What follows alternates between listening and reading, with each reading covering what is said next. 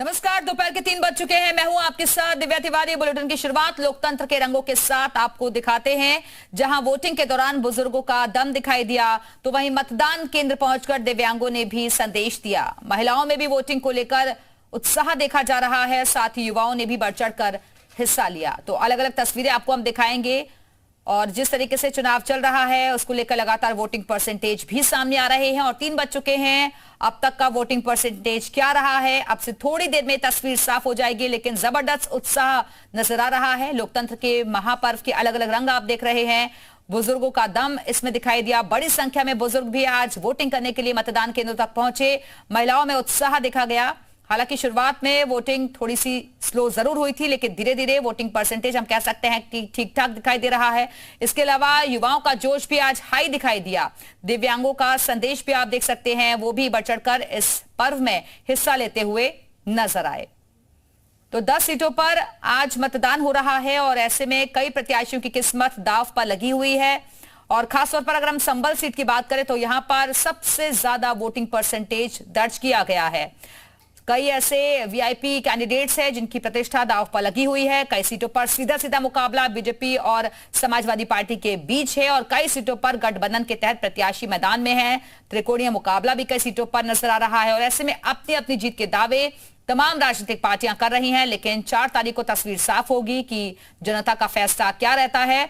शाम को 6 बजे तक मतदान होना है। 7 बजे से वोटिंग की प्रक्रिया शुरू हुई है और ऐसे में अभी भी 3 घंटे शेष हैं, 3 घंटे बाकी हैं। तो उम्मीद है कि पिछली बार जो रिकॉर्ड रहा था वो इस बार के चुनाव में जरूर टूटेगा, क्योंकि 2 चरणों में हमने देखा कि वोटिंग परसेंटेज कम रहा था। लेकिन इस बार कोशिश रही राजनीतिक पार्टियों की कि इसमें इजाफा किया जाए। और यह आपको हम दिखा रहे हैं तीसरे चरण के रण में वीवीआईपी ने भी मतदान किया है। संभल में माध्यमिक शिक्षा मंत्री गुलाब देवी ने वोट डाला। आगरा में मंत्री बेबी रानी मौर्य ने किया मतदान। आगरा में यूपी के कैबिनेट मंत्री योगेंद्र उपाध्याय ने भी वोट डाला। आगरा में मंत्री धर्मवीर प्रजापति ने परिवार सहित वोट डाला और जनता से भी वोटिंग की अपील की। तो ये वीवीआईपीज भी वोट डालते हुए नजर आए और जनता के बीच एक संदेश देने की भी कोशिश रही। किन किन के बीच कहां पर मुकाबला है वो हम आपको ग्राफिक्स के जरिए भी बता रहे हैं। लेकिन जनता काफी जागरूक नजर आई है और अलग अलग मुद्दों को जहन में रखकर इस बार अपनी वोट का, अपनी ताकत का इस्तेमाल किया। खासतौर पर महिलाओं की संख्या भी पोलिंग स्टेशन पर बढ़ चढ़कर नजर आई, क्योंकि सुबह सुबह का वक्त काम निपटाकर कई महिलाएं बड़ी संख्या में पहुंची हैं मतदान केंद्रों पर और उन्होंने और लोगों से भी, जनता से भी वोटों की अपील की है। और इसी खबर पर और ज्यादा बातचीत के लिए इस वक्त हमारे साथ हमारे सहयोगी बरेली से अजय कश्यप हमारे साथ जुड़ गए हैं। अजय, क्या तस्वीरें वहां से मिल रही हैं? 3 बज चुके हैं, कितना वोटिंग परसेंटेज पहुंचा है अभी तक? देखिए, आपको बता दूं कि अगर बरेली लोकसभा की बात की जाए तो 34.81% मतदान हो चुका है। वहीं आंवला की बात की जाए तो ऐसा कहा जाता है कि दोनों सभा जो मतदान रुझान बराबर था, 1 या 2% कम पास का है। मैं आपको दिखा देता हूँ। देखिए, तो ये कहा जाता है कि 2 मिनट बात करेगा। इस तरह से कहा जाता है कि महिलाएं घर में रहती है, महिलाओं में वोट क्या चाहिए आपको, वो क्या मुद्दे थे बोलिए बोलिए क्या था, इस तरह की सरकार चाहते थे।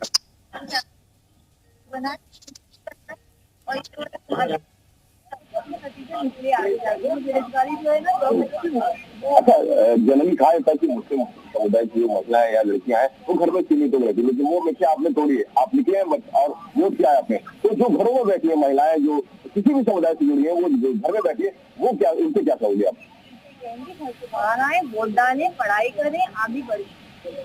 देखिए, ये बरेली की ये यूथ की जिनका कहना है और लोगों से अपील भी कर रहे हैं कि आप घरों से बाहर निकलिए और वोट करिए। जैसे ये कुछ लोगों में से मौजूद है, आप क्या कहेंगे इस मुद्दे पे? आप वोट कर दिया, आप पहले वोट किया नहीं किया? इधर कैमरे की तरफ दिखा दीजिए थोड़ा सा। हाँ, क्या क्या जहन में क्या मुद्दे हैं जिनको सोच के आपने? यही है बेरोजगारी और ये अच्छा,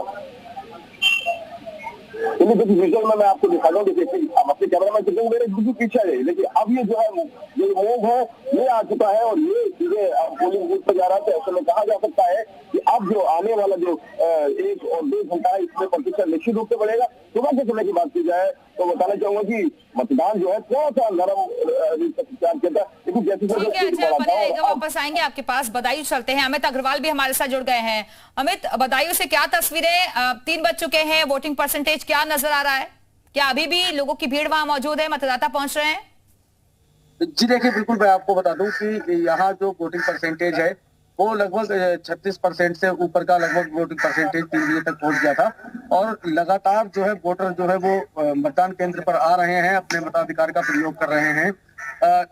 इस समय लंबी लंबी कतारें तो नहीं कही जा सकती, लेकिन हाँ, वोटर घर से निकल रहे हैं और निर्भीक होकर अपना मतदान कर रहे हैं।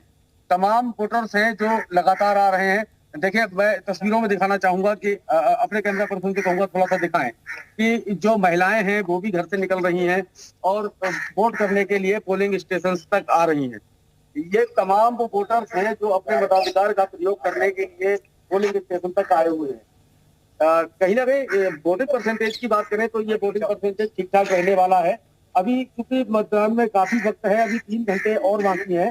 3 घंटे के बाद ये तस्वीर साफ हो पाएगी कि पूरे जनपद का जो वोटिंग परसेंटेज होगा वो निकलकर आखिरकार क्या आता है। जी ठीक है अमित, और बदायूं सीट ऐसी थी जहां से पहले कैंडिडेट्स के तौर पर शिवपाल यादव को उतारा गया, उसके बाद उनके बेटे को यहां से मैदान में उतारा गया। किस तरीके से मुकाबला नजर आ रहा है इस सीट पर? इस बार क्या मुद्दे हावी होते हुए दिखाई दे रहे हैं? जी देखिए, बिल्कुल मैं आपको बता दूं कि सबसे पहले तो इसमें स्थानीय बनाम बाहरी का मुकाबला है। और बदायूं पे ही नहीं, ये आंवला सीट पे भी यही समीकरण बना हुआ है। सबसे पहले धर्मेंद्र यादव को प्रत्याशी बनाया जाता है, फिर उसके बाद में शिवपाल यादव का नाम आता है और उसके बाद में आदित्य यादव को लाया जाता है। दुर्विजय साक्य चूंकि दातागंज के रहने वाले हैं और ब्रज क्षेत्र के क्षेत्रीय अध्यक्ष भी हैं, तो ये स्थानीय प्रत्याशी होने के कारण लाभ लेते नजर आ रहे हैं। लेकिन हाँ, यहाँ पर बताना चाहूंगा कि दोनों के बीच में घमासान है और कांटे की टक्कर है। यही हाल आंवला लोकसभा क्षेत्र का है। धर्मेंद्र कश्यप 2 बार सांसद रह चुके हैं और तीसरी बार हैट्रिक बनाने के कगार पर हैं। लेकिन वही दूसरा जो युवा चेहरा है वो नीरज मौर्य का है, जो कि जलालाबाद से विधायक हैं और समाजवादी का एक अच्छा चेहरा कहे जाते हैं। वो भी दौड़ में काफी आगे नजर आ रहे हैं। तो आपको बता दें कि बसपा ने आवेदनी को एक तरफ प्रत्याशी बना के आंवला से उतारा है, तो दूसरी तरफ मुस्लिम खां उनको बदायूं सदर सीट से उतारा है। दोनों मुस्लिम चेहरे हैं, तो कहीं ना कहीं इसका भी बेनिफिट बीजेपी के पक्ष में जाता हुआ नजर आ रहा है। लेकिन हाँ, कांटे की टक्कर है, मुकाबला एक तरफा बिल्कुल नहीं है। जी बिल्कुल, तो कांटे की टक्कर इस बीच नजर आ रही है। वापस आएंगे अमित आपके पास, आगरा चलते हैं। मनीष गुप्ता भी हमारे साथ जुड़ गए हैं। मनीष, आगरा में सब कुछ शांतिपूर्वक तरीके से चल रहा है, क्या अपडेट्स वहां से?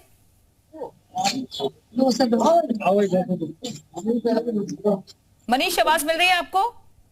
जी बिल्कुल, आवाज आपको मिल रही है। लेकिन मैं आपको बताऊं कि आगरा के अंदर जो 1 बजे तक का जो रुझान था वो 39.10 देहात का था।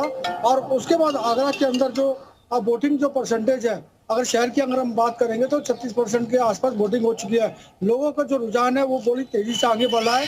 और बड़ी बात यह है कि अब 3 बजे के बाद जिस तरीके से लोग निकलना शुरू होंगे, क्योंकि 12 बजे से लेके और 2 बजे के बीच में धूप काफी तेज होती है, उसकी वजह से मतदान जो है वो थोड़ा धीमी गति से हो गया था। लेकिन अब बड़ी तेजी के साथ ये जो मतदान है वो आगे बढ़ रहा है। लोग घरों से निकल के आ रहे हैं और अपने मत का प्रयोग कर रहे हैं। यहाँ पर विकास के मुद्दे हैं, नारी सुरक्षा का मुद्दा है, आगरा के अंदर जो मेट्रो रेल बनाएगी, तमाम ऐसी जो बातें लोकल हमारे लोगों की बात हुई थी, उनका कहना था इन्हीं बातों को लेकर वो वोट करने जा रहे हैं, विकास को चुन रहे हैं। विदेशों में जो देश की जो छवि है उसको जो सुधारा गया है उसको वो चुनना है। ऐसी तमाम मुद्दे हैं जिसको लेकर आज जो लोग हैं अपने मत का प्रयोग कर रहे हैं। अच्छी बात ये देखने को मिल रही है कि जो पहली बार वोट करने गए थे, यानी कि जो 18 साल के युवा है हमारे, वो बिल्कुल बड़ी तेजी से आगे निकल कर आए और उन्होंने वोट किया। जी बिल्कुल, तो फर्स्ट टाइम वोटर्स की संख्या भी इस बार के फेज में नजर आई है। वापस आएंगे अजय कश्यप के पास, एक बार फिर से चलते हैं। अजय, क्योंकि बीजेपी ने यहाँ से छत्रपाल गंगवार को चुनावी मैदान में उतारा है। संतोष गंगवार अभी तक यहाँ से सांसद रहे हैं, लेकिन इस बार बीजेपी ने ये जो कैंडिडेट बदला, क्या आपको लगता है कि इसका फायदा इस बार के चुनाव में हो सकता है? और कैसी टक्कर समाजवादी पार्टी के कैंडिडेट से मिल रही है? देखिए, आपको बता दूं कि बरेली की बात की जाए तो 8 बार के सांसद जो है संतोष गंगवार छत्रपाल जो बिल्कुल नया चेहरा थे उनको दिया है। तो कुछ जो शुरुआती दौर की चुनाव की बात की जाए तो जो समीकरण बन रहे थे वो जो है बीजेपी के पक्ष में नहीं बन रहे थे। लेकिन जैसे जैसे संतोष कुमार गंगवार कंपेनिंग में आए, छत्रपाल और संतोष गंगवार दोनों एक संग आए, तो लोगों को लगा कि हाँ पार्टी हाईकमान ने जो फैसला दिया है वो सही दिया है। और वहीं अगर समाजवादी पार्टी की बात की जाए तो हमें परवीन सिंह महरा जो किसी बरेली के जो है भारतीय जनता पार्टी का गढ़ आया था 2009 में जो है परवीन सिंह महरा ने संतोष गंगवार को हराया था। तो ऐसे में कहा जा सकता है कि हाँ, एक प्रबल जो टक्कर है वो भारतीय जनता पार्टी और समाजवादी पार्टी में सीधे तौर पर ले। यहाँ पर बीएसपी ने अपना कैंडिडेट उतारा था, लेकिन वहाँ पे जो है यहाँ पर छोटेलाल गंगवार का पर्चा खारिज कर दिया गया। बहुत सारे मतदाता आपके आसपास नजर आ रहे हैं, उनसे जरा बातचीत कराइए। देखिए, जैनब फातिमा है, छात्र नेता है, इनसे बात कर लेते हैं। जी जैनब, क्या कहेंगे आप? आपने वोट कर दिया, पहले तो आप कैंडिडेट, तो आपके जहन में वो क्या मुद्दे हैं जो जिनको लेकर जो है, क्या वो लोकल मुद्दे हैं या राष्ट्रवादी मुद्दे हैं? देखिए, दोनों ही तरीके से है, क्योंकि जो आवामी जो मकसद है, जो फिजा है, ये आप देख ही रहे हैं किस तरीके का माहौल काबिज है। और शहर बरेली की आवाम तब्दीलियां चाहती है, तो उसके मद्देनजर हमने वोट किया है। और मेरा वोट मेरे प्रत्याशी को, जो आने वाले वक्त में इंशाल्लाह ताला अपने पद पर काबिज होंगे और बरेली की फिजा को खूबसूरत बनाने का काम करेंगे। जो यहाँ की आवाम चाहती है उसके मुताबिक काम करेंगे, ऐसी हमारी मंशा है। उन्होंने वोट कर दिया और इसको पीछे में दिखा देखिए, अब जो है धीरे धीरे जो है यहाँ पे लोग आने लगे हैं। अपने कैमरामैन से पीछे का रूप दिखाए, क्योंकि अब जो दौर पड़ा है वो आखिरी के 3 घंटे है। और अब कोई भी मतदाता ये नहीं चाहता है कि वो अपना मत का प्रयोग ना करे।